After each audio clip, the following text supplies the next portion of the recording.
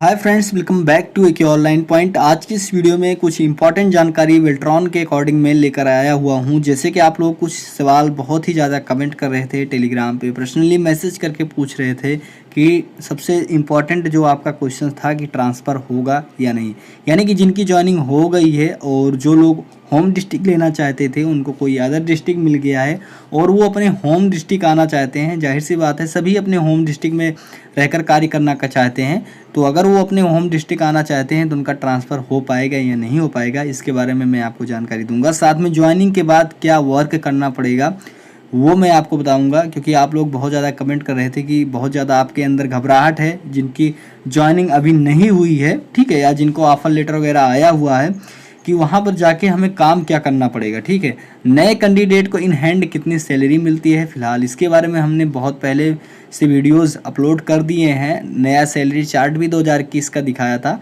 लेकिन मैं फिर से आपको बता देना चाहता हूं कि नए कैंडिडेट को कितनी सैलरी मिलती है, कितना पीएफ कटता है, कितनी जीएसटी कटती है, टोटल सैलरी क्या है, आपकी इन हैंड कितनी सैलरी है, यानी कि जो ग्रॉस सैलरी होती है इन हैंड। ये सारी जानकारी मैं आपको आगे चल के वीडियो में बताने वाला हूँ। अभी किस डिस्ट्रिक्ट से ज्वाइनिंग ऑफर आ रहा है, तो सबसे पहले मैं ये सवाल क्लियर करता हूँ। कुछ लोग पूछ रहे थे कि अभी किस ज़िले को ज्वाइनिंग दिया जा रहा है, तो मैं आपको बता दूं फ्रेंड्स कि ऐसा कुछ नहीं है कि किसी एक डिस्ट्रिक्ट को टारगेट बेल्ट्रॉन बना के उनको ज्वाइनिंग दे रहा है, ऐसा कुछ नहीं है।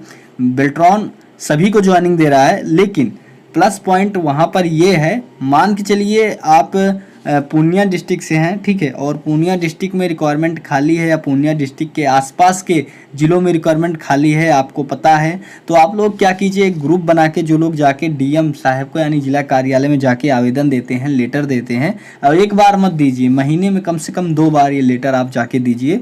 तो होता क्या है कि अगर डीएम साहब को पता चलता है, जिला कार्यालय में जो अधिकारी होते हैं, पदाधिकारी, उनको पता चलता है कि ज़िले के कहीं आसपास में रिक्वायरमेंट खाली है, या आप इतना इन्फॉर्मेशन निकाल लीजिए कि कहाँ पर रिक्वायरमेंट खाली है, और उसी हिसाब से आप लोग अपना आवेदन दे दीजिए। हो सकता है मैं जल्द ही एक पीडीएफ जारी कर दूंगा, बताऊंगा कि कहाँ पर कितनी पोस्ट डाटा एंट्री ऑपरेटर की थी, उसके बारे में मैं आपको बता दूंगा नेक्स्ट वीडियो में।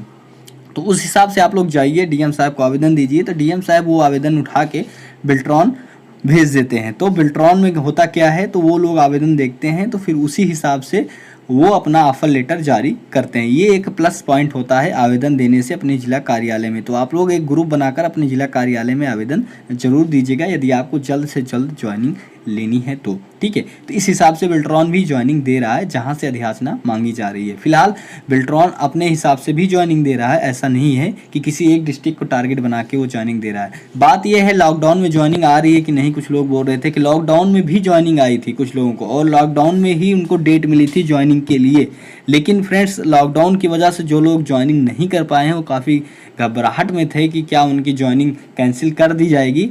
तो ऐसा कुछ नहीं है, अगर उनकी ज्वाइनिंग कैंसिल करनी होगी तो उनको मैसेज आ गया होगा। लेकिन अगर जिनको मैसेज नहीं आया है, कुछ लोग मुझे टेलीग्राम पे बता भी रहे थे कि फला डेट को मेरी ज्वाइनिंग थी बट लॉकडाउन हो गया और मैं नहीं जा पाया, तो क्या करूँ, क्या मेरी ज्वाइनिंग कैंसिल हो जाएगी। तो ऐसा कुछ नहीं है। अगर आपके पास मैसेज नहीं आया है तो जैसे कि आपको ज्वाइनिंग का प्रोसेस पता है, पहले बेल्ट्रॉन से आपको मैसेज आता है, उसके बाद उर्मिला जाके आपको ज्वाइनिंग लेटर लेना होता है। जब उर्मिला के मैसेज आते हैं आपके पास, और इन सब प्रोसेस में लगभग 1 महीने लग जाता है, ठीक है।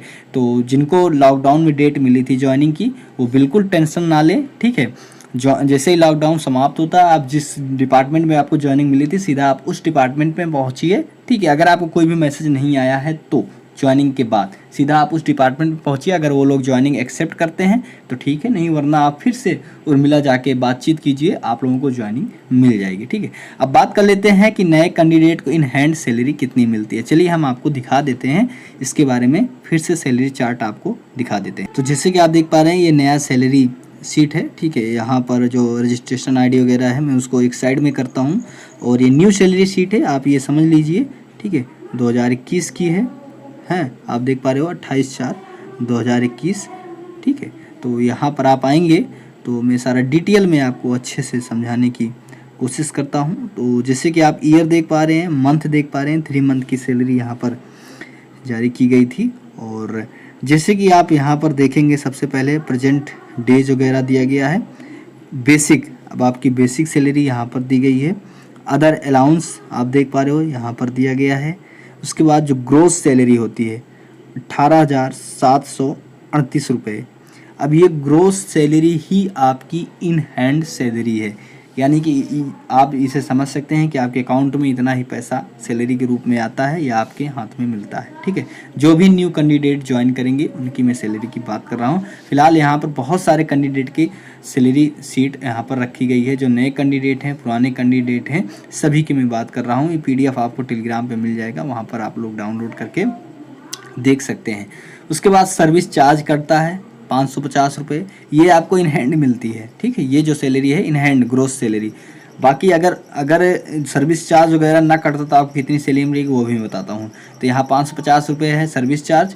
उसके बाद PF का जो यहाँ पर देख पा रहे हो दिया गया है वो 1466 रुपये PF आपका कटता है। फिर ESI है 609 रुपये। उसके बाद टोटल PF, ESI और सर्विस चार्ज मिला के जो टोटल सैलरी आपकी बनती है वो बनती है 21,363 रुपये। लेकिन आपको मिलती कितनी है? 18,738 रुपये, ये ग्रोस है। और PF वगैरह आपके फ्यूचर के लिए कटता है, जो कि आपको आगे चल के मिलता है, तो ये कोई दिक्कत वाली बात नहीं है। ठीक है, अब आगे आप बात करते हैं यहाँ पर SGST 9%। अब ये SGST क्या है?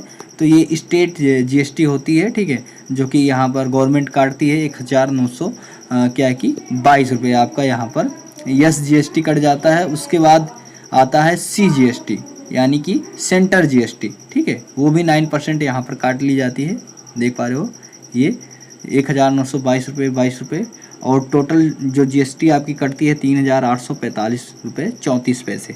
इस तरह से अगर ये GST वगैरह ना कटे तो टोटल सैलरी जाके बनती है 25,208 रुपये टोटल सैलरी होती है। तो इसमें से GST काटी जाती है, तब जाके ये बन जाती है 21,363 रुपये। फिर इसमें से आप लोगों का PF, ESI वगैरह कटता है, सर्विस चार्ज करता है, तब जाके ग्रोस सैलरी बनती है 18,738 रुपये, जो कि आपको इन हैंड मिलती है न्यू कैंडिडेट के ज्वाइनिंग पर ईयर 10% सैलरी आप लोगों की बेल्ट्रॉन के अकॉर्डिंग बढ़ा दी जाती है। ठीक है, तो ये रहा सैलरी के बारे में सैलरी शीट हमने आपको दिखाया। अब नेक्स्ट क्वेश्चंस की ओर बढ़ते हैं। ज्वाइनिंग होने के बाद क्या वर्क करना पड़ता है? तो हम आपको बता दें, आप किसी भी डिपार्टमेंट में ज्वाइनिंग, जैसे मान के चलिए CCTNS डिपार्टमेंट में आपकी ज्वाइनिंग हुई या फिर LRC डिपार्टमेंट में हुई, तो जिस हिसाब से आपकी जिस डिपार्टमेंट में ज्वाइनिंग हुई उनका एक अपना अलग एप्लीकेशन होता है, उनका एक अपना एक अलग साइट होती है, अलग एक सॉफ्टवेयर होता है। ठीक है, और वो आपको जब वर्क देंगे, आप जैसे नया ज्वाइनिंग करेंगे तो ज्वाइनिंग करने से पहले आपको वो लोग उस सॉफ्टवेयर के बारे में या उस एप्लीकेशन के बारे में या फिर उस वेब के बारे में यानी कि वेबसाइट के बारे में आपको समझाएंगे और आपको बताएंगे आपको कैसे कार्य करना है। ठीक है, बाकी मैं जानकारी के लिए आपको बता दूं कि आपको MS ऑफिस का फुल नॉलेज होना चाहिए, जैसे कि MS वर्ड हुआ, MS पावरपॉइंट हुआ, MS एक्सेल हुआ। ठीक है, बाकी हार्ड कॉपी को शॉर्ट कॉपी में कन्वर्ट करना होता है, यानी कि हार्ड कॉपी का मतलब ये हुआ कि जैसे कोई मान के चलो आपको डेटा दे दिया गया 2-3 पेज का और उसको टाइप करके सॉफ्ट कॉपी में चेंज करने का मतलब यही हुआ कि उसको एंट्री करनी होती है। ये तो डेटा एंट्री होगी आपकी। ठीक है, तो इस हिसाब से आपको डेटा एंट्री के साथ और भी साथ में काम करने पड़ेंगे, जैसे कि जीमेल वगैरह चेक करना पड़ेगा, आपको जीमेल सेंड करना आना चाहिए, मेल मर्ज आना चाहिए। सबसे इम्पॉर्टेंट चीज़ जो क्या है कि MS वर्ड के अंदर मेल मर्ज दिया जाता है, वो सारी चीज़ें आपको आनी चाहिए। यानी कि जो भी सिलेबस CVT क्वेश्चंस में आपके पूछे गए तो वो सारे काम वहाँ पर आते हैं। आपको मेल करना होगा, इंटरनेट पर आपको वर्क करने होंगे, थोड़ा बहुत ये नॉलेज आपके पास होना चाहिए। बाकी आप वहाँ पर कार्य करते करते सारी काम सीख जाएंगे, तो ऐसा कोई दिक्कत वाली बात नहीं, वहाँ पर आपको पहले बताया जाएगा। ठीक है, ये आप अगर कोई भी कैंडिडेट को ज्वाइनिंग मिल गई है तो आप उनसे संपर्क करके बातचीत कर सकते हैं। तो ये हुई, ठीक है, कि वहाँ पर वर्क क्या करना पड़ेगा। MS ऑफिस आपको आना चाहिए। दूसरी चीज़, आपको इंटरनेट पे काम करना आना चाहिए, आपको डेटा एंट्री आना चाहिए। उसके बाद फिर आपको क्या है कि सबसे इम्पॉर्टेंट चीज़ मेल करना आना चाहिए, मेल चेक करना आना चाहिए। ठीक है, जैसे मेल चेक करते हैं, मेल आप लोग इसको चेकआउट कर लीजिएगा और मेल मर्ज व्हाट्सएप के अंदर, ये सारी चीज़ें आपको आना चाहिए। अब बात कर लेते हैं लास्ट पॉइंट, ट्रांसफ़र होगा या नहीं होगा। अब ट्रांसफ़र के लिए हम आपको बता दें कैंडिडेट कि ट्रांसफ़र एक ही शर्त पे हो सकता है, क्योंकि अभी तक बेल्ट्रॉन ने कोई ऐसा क्या है कि टर्म एंड कंडीशन नहीं जारी किया है, वेबसाइट पर उन्होंने ना कोई अपडेट जारी किया है कि ट्रांसफ़र किया जाएगा या नहीं किया जाएगा। लेकिन ट्रांसफ़र एक ही शर्त पे हो सकती है, यदि आप ट्रांसफ़र करना चाहते हैं, आप अपने होम डिस्ट्रिक्ट में ट्रांसफ़र पाना चाहते हैं, तो मान के चलिए आपका पूर्णिया डिस्ट्रिक्ट में ज्वाइनिंग हुआ है और आपका जो होम डिस्ट्रिक्ट है वो है समस्तीपुर। ठीक है, समस्तीपुर आपका होम डिस्ट्रिक्ट है, ज्वाइनिंग आपका पूर्णिया में हुआ है और आप समस्तीपुर में जो ज्वाइनिंग अपना ट्रांसफ़र अपना कराना चाहते हैं। तो इसके लिए आपको करना क्या होगा, मान के चलिए कि समस्तीपुर में भी कोई लड़का है और उसका होम डिस्ट्रिक्ट पूर्णिया है, वो भी ट्रांसफ़र के लिए रेडी है और आप भी ट्रांसफ़र के लिए रेडी हैं। अगर आप पूर्णिया के हैं तो आपको वहाँ पर जैसे म्यूचुअल ट्रांसफ़र होता है उठा के आपको समस्तीपुर भेज देगा और समस्तीपुर से उठा के आपको पूर्णिया भेज देगा। ऐसा हो सकता है, ये मैं कह रहा हूँ। ठीक है, और ऐसा बेल्ट्रॉन कोई निर्देश नहीं जारी किया है, ये आप जान लीजिए। और इसके लिए आपको करना क्या होगा, अगर आप ट्रांसफ़र चाहते हैं तो मैं आपको बता दूं, एक अपना आप बढ़िया सा एक एप्लीकेशन आप लिखिए, एक लेटर लिखिए और वो लेटर आप बेल्ट्रॉन जाके भेज दीजिए। ठीक है, और अगर ऐसा होता है कोई भी कैंडिडेट आपके होम डिस्ट्रिक्ट का ट्रांसफ़र होने के लिए रेडी होता है तो आप लोगों का ट्रांसफ़र कर दिया जाएगा। ठीक है, जो फीमेल कैंडिडेट हैं उनको तो होम डिस्ट्रिक्ट ही मिलेगा, अगर उनको अदर डिस्ट्रिक्ट मिल गया है तो बेल्ट्रॉन में जाके बातचीत कर सकती हैं, उनको होम डिस्ट्रिक्ट दे दिया जाएगा। और मेल कैंडिडेट के लिए एक ही यहाँ पर रीजन बचता है कि वो अपना एप्लीकेशन बेल्ट्रॉन में दे दें। अगर कोई भी उनके होम डिस्ट्रिक्ट का बंदा ट्रांसफ़र के लिए रेडी होता है तो उनको उठा के होम डिस्ट्रिक्ट भेज दिया जाएगा।